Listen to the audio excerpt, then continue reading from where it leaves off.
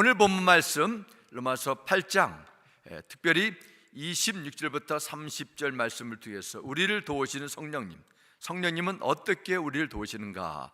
라는 질문과 함께 은혜 나누기 원합니다. 우리 먼저 말씀을 위해서 기도하겠습니다. 아버지 하나님, 우리 인생 속에서 너무 많은 일들이 주위에 일어나고 있지만은 우리의 생명의 양식이 되시고 우리 인생의 온전한 빛이 되시는 하나님의 말씀을 힘입어 살기 원하오니 이 시간 이 말씀을 우리의 영혼에 조명하여 주옵기 원합니다.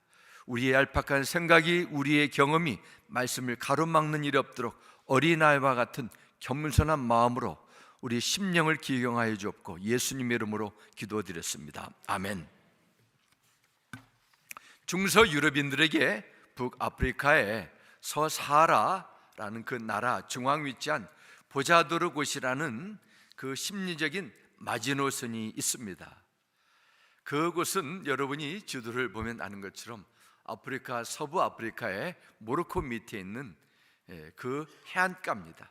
중세시대에 당시 살던 유럽인들은 지구는 평평하다라고 믿었고 보자르드 그 곧 해안을 넘어 항해하는 것은 바로 죽음뿐이라고 그들은 믿었습니다.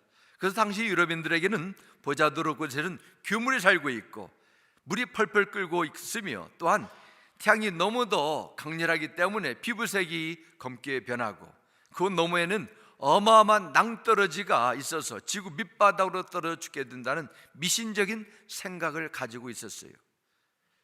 그 기나긴 수천 년 동안 생각이었습니다. 지형적으로도 해안으로 거센 파도가 불고 또 바람은 또 서쪽 대서양으로 불기 때문에 당시 항해 기술로는 절대로 배들이 통과할 수 없었기 때문에 어느 누구도 보자르도 곳을 항해하는 그런 꿈을 가질 수가 없었습니다. 그러나 1434년 포르투갈 대령이었던 질 이아네스라는 사람이 14번의 시도 끝에 마지막으로 보자도르 곳을 돌파하게 됐습니다. 그리고 보자르다 곳이 세상 끝이 아니라 신대륙으로 가는 길목임을 사람들에게 알리게 됐어요. 이 사실을 가장 먼저 알았던 포르투갈 나라는 보자도르 곳을 넘어서 아프리카 최남단 그 사우스 아프리카죠. 희망봉을 돌아가지고 인도와 대서양을 건너가지고 또한 이제는 브라질로 건너가는 대항해 시대를 열게 됐습니다. 그래서 브라질은 지금도 스페니쉬가 아니라 포르투갈 언어를 사용하게 됩니다. 또한 15세, 16세기에 걸쳐가지고 영국보다 가장 먼저 세계를 지배하는 해가 지지 않는 해양 대국을 한때 세운 적이 있었습니다. 어떤 한국 역사학자들은 이렇게 말합니다.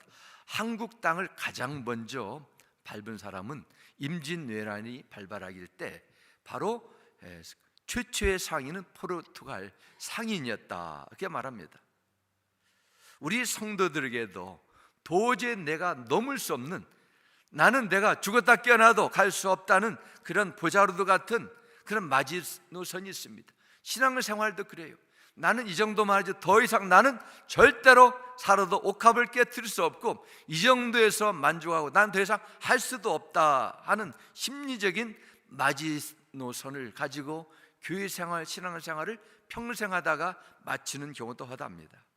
우리는 분명히 예수님을 영접하는 순간 영원히 하나님 앞에 의로운 자가 됐고 하나님의 자녀가 됐습니다.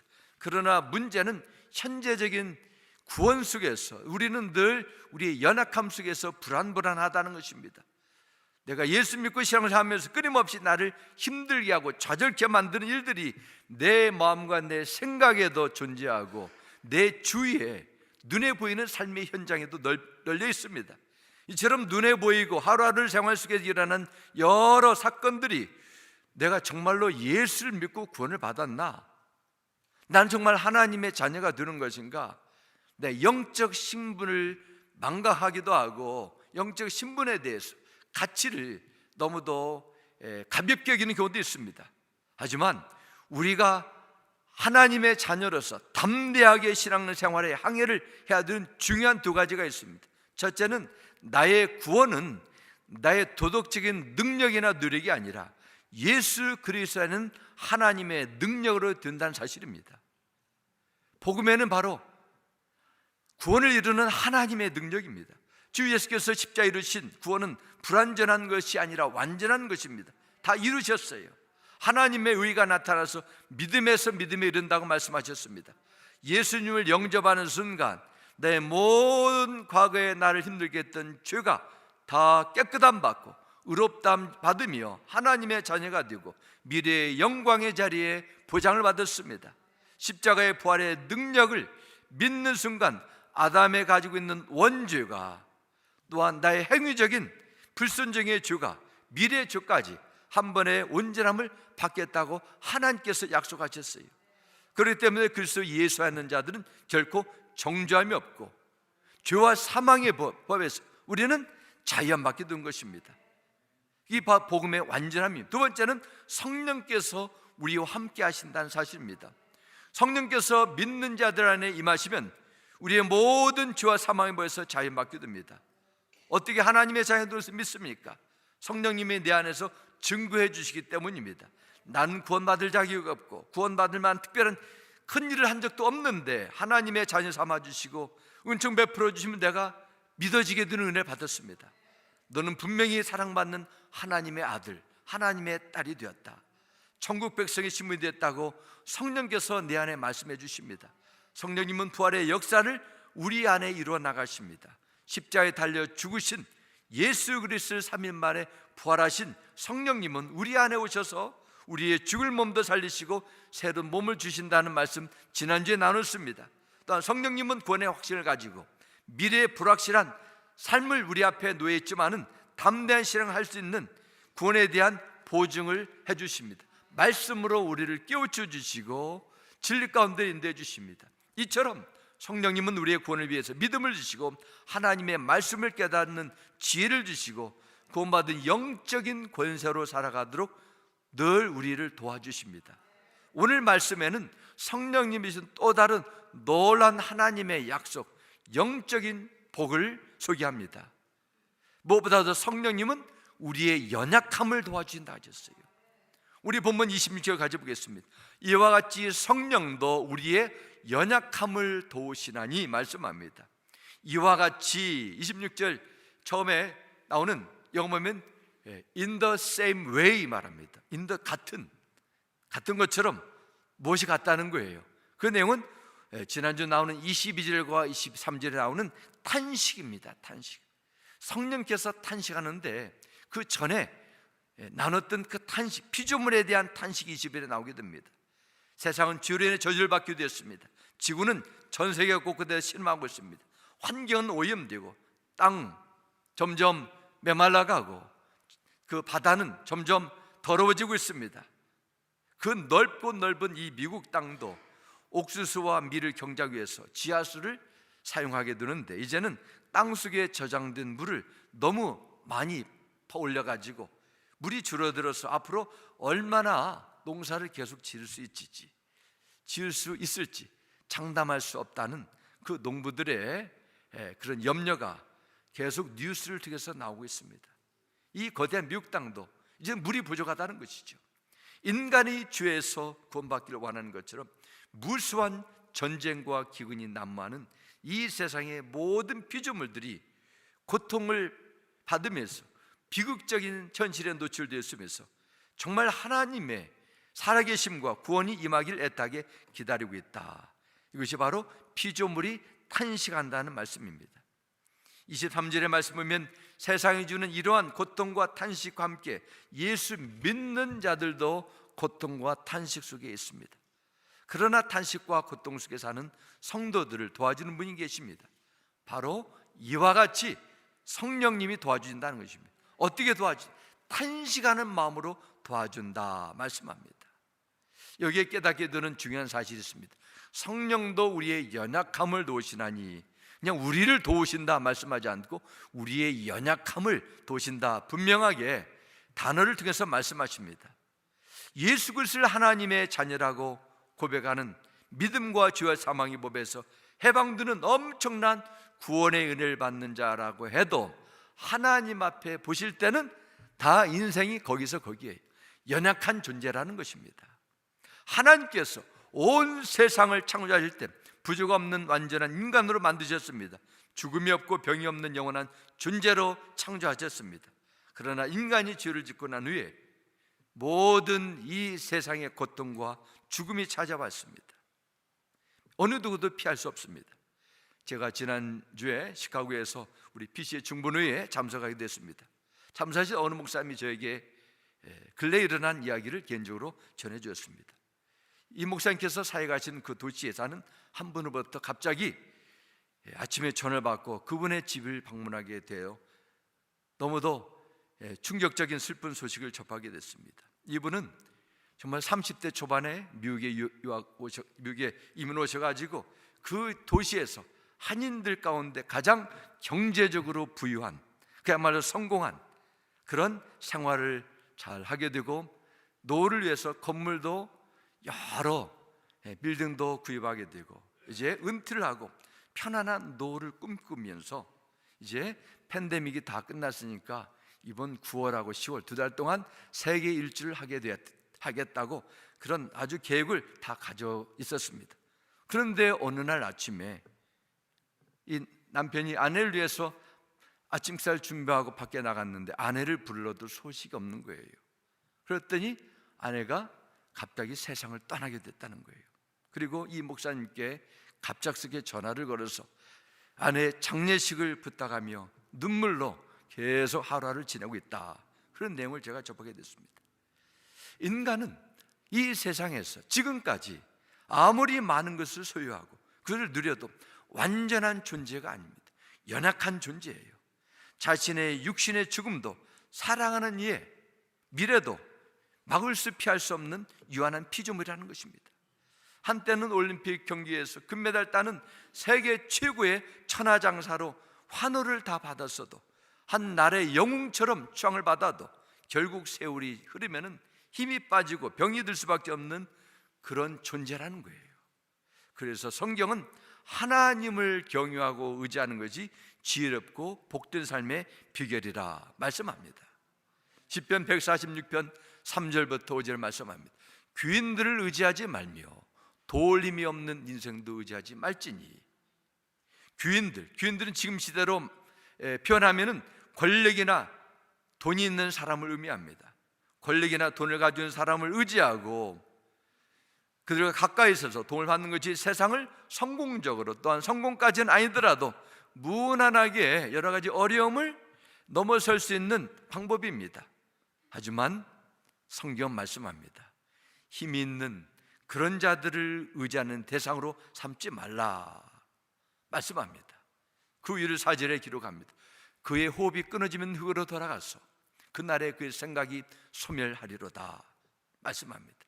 그리고 야곱의 하나님을 자기의 도움을 삼으며 여호와 자기 하나님에게 자기의 소망을 두는 자는 복이 있도다. 아멘. 왜 하나님께 소망을 둬야 됩니까? 하나님은 창조주 하나님이시고 영원히 진실하신 분이기 때문입니다. 인간은 호흡이 끊어지면 흙으로 돌아가서 그의 몸뿐만 아니라 그가 가진 모든 지식과 경험, 생각 다 소멸해버립니다. 그러나 하나님은 영원하신 분이기 때문입니다. 하나님이 영원히 약속을 지키시고 진실한 분이기 때문에 우리는 하나님을 의지할 수 있어요. 없어지지 않으시는 분, 능력을 절대로 소멸되지 않으시는 그분입니다. 그래서 우리는 하나님을 의지할 수 있고 오직 하나님만 의지하는 것이 이 세상의 지혜로운 삶의 첩경입니다. 그런데 우리에게 문제가 있어요. 하나님을 의지해야 되는 것도 알고 있는데 그렇게 안 되는 거예요. 예수님께서 제자들에게 말씀하셨습니다. 그런즉 너희는 먼저 그의 나라와 그의 의를 구하라. 그러면 이 모든 것을 너에게 더하시리라. 이 모든 것을 하나님께서 채워줄 수 있는 그 주님께서 먼저 그의 나라와 그의 의를 구하기만 하면 조건을 뒀습니다. 그런데 이게 안 되는 거예요. 내 욕심이, 영적 무지가, 나의 연약한 신앙이 먼저 나의 것을 구하게 됩니다. 예수님과 함께 영광을 얻기 위해 예수님과 함께 고난도 기꺼이 받는 십자가를 걷는 삶이 생명의 이름을 우리는 머리로는 알고 있어요. 그런데 육신이 약하다는 것입니다.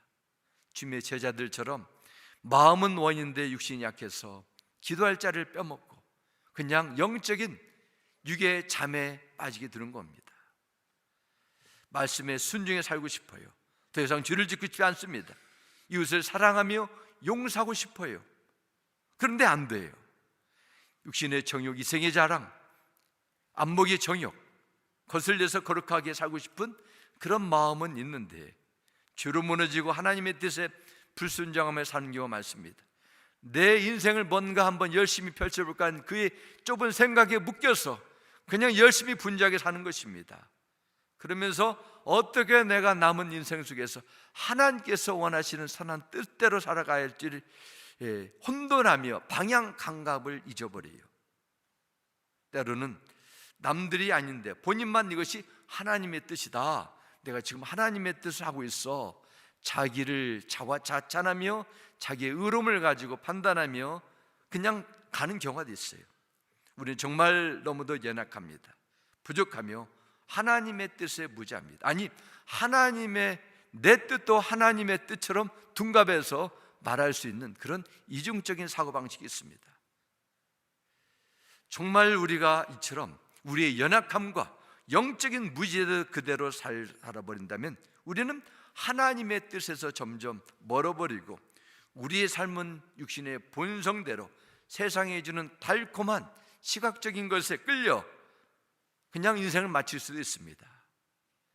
우리의 의지와 결심 소원은 있는데도 너무도 약해 세상을 이기기에, 내 죄성을 물리치기에 어둠의 권세를 뚫고 승리하기는 약합니다. 그러나 하나님의 뜻대로 살고자 하는 그 약한 의지와 결심과 소원을 붙잡아 주신 분이 계세요.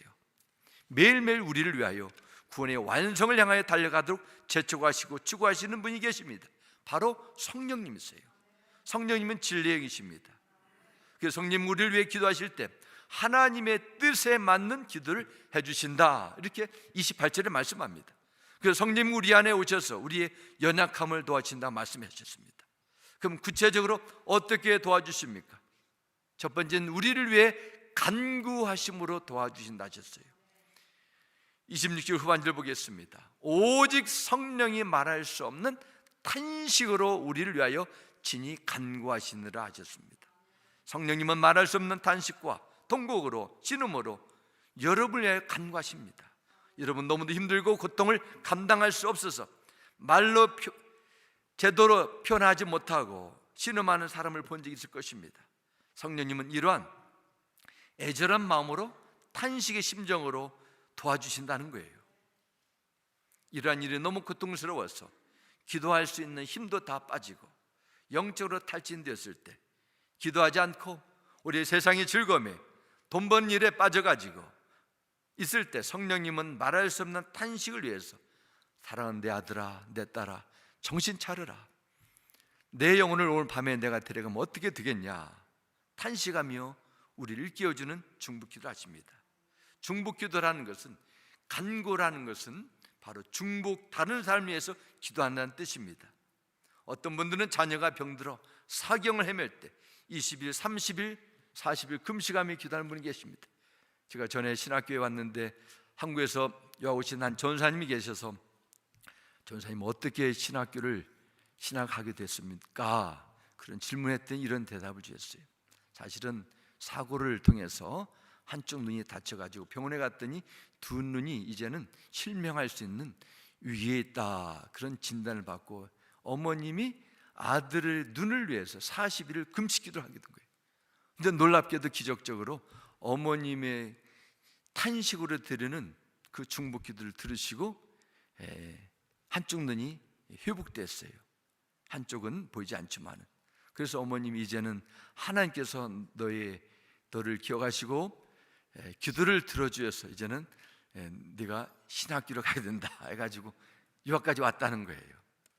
자, 분명한 것은 하나님은 지금도 기도를 통해서 응답하십니다. 하나님, 제 생명을 거둬가도 좋으니 제 아들, 제 딸을 살려주십시오. 내 부모를, 내 친구를, 그 영혼을 건져주십시오 하는 기도를 드리는 것이 중보기도예요. 우리의 육신의 연약함으로 실수하고 죄를 짓고 그 말씀에 순종하면서 넘어지고 있는 우리를 날마다 이렇게 세워주시는 성령님이 계시다는 것을 믿으시기 바랍니다. 날마다 회개하러 도우시고 말씀에 살도록 우리의 마음을 감동시키고 계시는 성령님이 믿는 성도 안에 거주하십니다. 27절 말씀은 이렇게 합니다. 마음을 살피신 이가 성령의 생각을 아시나니 이는 성령이 하나님의 뜻대로 성도를 위하여 간구하심이니라 말씀합니다. 그래서 마음을 살피시는 성부 여호와 하나님이십니다. 성부 하나님은 끊임없이 우리의 마음을 살피시고 계십니다. 그런데 우리의 마음을 살피시는 하나님은 우리 속에서 탄식하고 돕고 계시는 성령의 생각도 다 아신다 하셨습니다. 하나님의 뜻을 이루시는 것입니다. 무엇보다도 내가 잘못된 것을 수고할지라도 무엇이 참된 것인지 성령께서 우리의 무지와 잘못된 것을 깨우쳐 주십니다. 이렇게 성령께서 우리 속에 탄식하면서 중보기도 해주심으로 우리가 마음과 생각을 지키게 되고 우리 안에 성령의 열매가 점점 맺히기 시작하게 됩니다. 정말 가만히 생각해 보면은 어리석은 결정할 때도 많았고 어떻게 살아야 될지, 어떻게 하나님의 뜻을 쫓으며 미국 생활을 해야 될지 막막한 때도 많았지만 내 속에 계신 성령께서 순간순간 우리를 위로하여 주시고 세임 부어 주시고 하나님의 기뻐하신 길대로 가도록 힘을 주셔서 오늘 우리 모두가 여기까지 온 거 아닙니까? 만일 우리 속에서 우리를 위하여 탄식하며 간구하시는 성령님의 기도 소리가 하나님 앞에 상달되지 않는다면 우리의 삶은 육의 본성에 끌려 살아갈 수밖에 없습니다. 하나님을 향한 우리의 결단과 소원은 그냥 흐지부지했을 거예요. 우리의 강렬한 육의 욕심이 세상에 주는 달콤한 유혹이 사단이 가만두지 않죠. 성령님은 우리 안에 거하셔서 마음과 생각을 지켜주시고 하나님의 뜻대로 살도록 이끌어진다는 것이 얼마나 복되고 감사한 것입니까? 저도 여러 염려와 두려움이 가끔씩 올라올 때도 있어요. 주님, 제가 어떻게 이를 감당해야 됩니까? 그럴 때마다 인간적인 생각이 들어올 때 있지만은 새벽 제단을 통해서 말씀을 묵상하는 가운데 설교를 준비하면서 하나님의 뜻을 더욱더 확신시켜 주시고 성령께서 새 힘을 주셔서 오늘 여기까지 오게 된 줄 저도 믿습니다. 하나님의 은혜예요. 사랑하는 성도 여러분, 우리 안에 날마다 우리를 위해 간구하시고 계시는 성령이 계심을 믿으시고 입을 열어 기도하시기 바랍니다. 성령님, 오늘도 나와 함께 해주시고 나의 교만을 깨우쳐 주시고 십자가를 바라보게 하시고 남은 인생 속에서 하나님의 뜻대로 살아가도록 늘 세임 부어 주시옵소서. 분명히 들어온다 줄 믿습니다. 두 번째는 성령님은 모든 것이 합력하여 선을 이루도록 도와주신다 하셨습니다. 28절 말씀 보겠습니다. 우리가 알거니와 하나님을 사랑하는 자 곧 그의 뜻대로 부르심을 입은 자들에게는 모든 것이 합력하여 선을 이루느니라. 아멘. 우리가 알거니와 말, 여기서 우리는 하나님의 자녀 예수 그리스도 안에서 구별된 천국 백성을 칭합니다. 어떤 자들이 하나님의 자녀가 됐어요? 하나님을 사랑하는 자들입니다. 죄 없는 완전한 도덕성을 가진 자가 하나님을 사랑하는 자가 아니에요. 성경에는 하나님의 자녀가 될 수 있는 길은 오직 한 가지밖에 없습니다. 요한복음 1장 12절 말씀 보면 영접하는 자 곧 그 이름을 믿는 자들에게는 하나님의 자녀가 되는 권세를 주셨으니 분명하게 선언합니다. 하나님의 선하신 뜻대로 부르심을 받은 자들, 바로 주 예수 그리스도 안에서 하나님의 자녀된 자입니다. 내가 결정된 믿음, 내가 믿기로 선택한 예수 그리스도, 나의 도덕적인 완벽함으로 만들어낸 구원이 절대로 아닙니다. 하나님의 무한한 자비와 용서하심으로 부르심을 받게 되고 믿음을 가지게 됐습니다. 우리의 삶에서 일어나는 어떤 갑작스러운 고난이나 실수가 있다 할지라도 모든 것을 합력하여 선을 이루시도록 이끌어 하시는 하나님의 놀라운 뜻이 있어요. 영어 성경에 보면은 모든 것, in all things 이렇게 말했습니다. 모든 것이 합력했다. 그래서 합력하다는 것은 수네게오라는 헬라어로 영어 단어의 시너지, 여러 가지를 같이 합성해서 만들어내는 것입니다. 이 모든 것도 때를 기다리다가 하나님의 시간에 이르면은 결과적으로 합력하여 선을 이루고 하나님의 뜻대로 이루어진다는 것입니다. 우리의 삶의 현장 속에서 일어나는 모든 일들이 그렇다는 것입니다. 이 모든 일은 여러분이 받은 성공의 그 달콤한 맛, 실패, 시험, 불행, 사고, 질병, 잘못된 선택, 심지어 사랑하는 자들의 죽음까지 포함되어 있습니다. 죄의 실패, 그건 결코 선하고 좋은 것은 아닙니다. 그러나 무한한 하나님의 지혜와 능력 안에서 우리 인간이 저지른 모든 실수와 허물을 통해서도 주 예수 십자가를 바라보게 하시고 하나님의 용서와 회복을 겸손히 찾는 그런 시간으로 만들어내십니다. 지은 죄에 대해서 하나님의 지용삼을 경험하고 내가 얼마나 나는 이런 거대한 죄인인데 다른 사람을 내 잣대로 판단하며 정죄하는 바리새인처럼 살았는가 인식하며 다른 사람의 죄의 허물에 대해서 자비와 궁휼하는 주님의 마음이 내 안에 회복되게 됩니다. 내 의지나 열심을 의지하지 않고 나를 완전케 하시는 분은 오직 주 예수님밖에 없다는 것을 깊이 깨닫게 돼요. 이처럼 세상이 주는 고난과 갈등, 실패, 고통 속에서도 선한 것은 찾을 수 없지만 완전하신 하나님께서는 우리의 이중적이고 이기적인 마음을 보여주심으로 우리의 마음을 변화시키시고 선으로 바꾸어 나간다는 것입니다. 창세기에 나오는 야곱의 가정 얘기가 그래요. 창세기 42장 36절에 보면 야곱이 아들들에게 세상을 떠나게 이렇게 말합니다. 아버지 야곱이 아들들에게 말했다. 너희가 나의 아들들을 다 빼앗아 가는구나. 요셉을 잃었고 시몬도 잃었다. 그런데 이제 너희는 베냐민마저 빼앗아 가겠다는 거냐? 하나같이 다 나를 괴롭힐 뿐이로구나. 이런 한탄을 하게 됩니다. 야곱의 아들들에게 말한 내용, 야곱의 생각은 인간의 아주 너무도 지극히 자연적이고 정상적인 관점입니다. 어려움과 고통이 이별이 찾아오면 비극이고 해로운 것으로 판단합니다. 그러나 야곱의 아들 요셉은 아버지와 전혀 다른 관점으로 사건을 보고 이렇게 고백합니다. 창세기 50장 20절입니다. 요셉의 고백이에요. 형님들은 나를 해치려고 하였지만 하나님은 오히려 그것을 선하게 바꾸셔서 오늘과 같이 수많은 사람의 생명을 구원하셨습니다.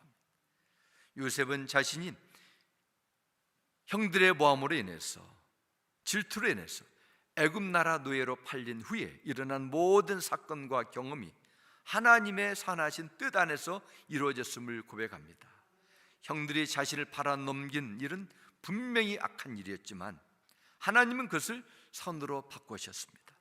애굽 나라 보디발의 아내의 모함을 받아 억울한 누명을 쓰고 어두컴컴한 감옥으로 끌려간 것도 도저히 받아들일 수 없는 치욕적인 사건이었지만 하나님은 그것도 선으로 바꾸어서 그를 애굽의 총리의 자리로 준비시는데 사용하셨어요.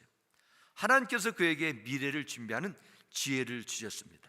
나중에 애굽 나라의 7년의 풍년 동안 그 다음에 닥쳐올 7년의 대기근을 그를 통해서 준비케 하셔서 그의 온 가족을 구원했을 뿐만 아니라 수많은 사람들 구원하는 놀라운 일을 그를 통해서 하도록 하셨어요.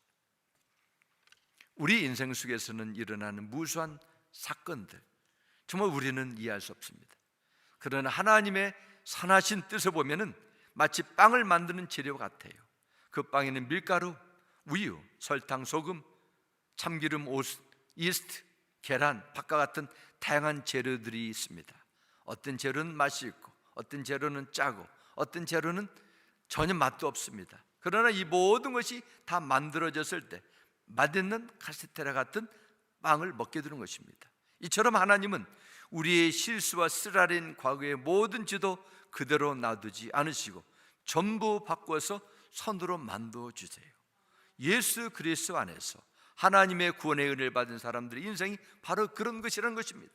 때로는 하나님의 사람에게 인생에 풍요도 허락하시지만 도저히 내가 받을 힘든 실패와 고통의 그 기나긴 흉년도 허락하십니다. 이러한 과정을 통해 나의 육신의 교만과 세상의 집착 이것을 내려놓게 됩니다.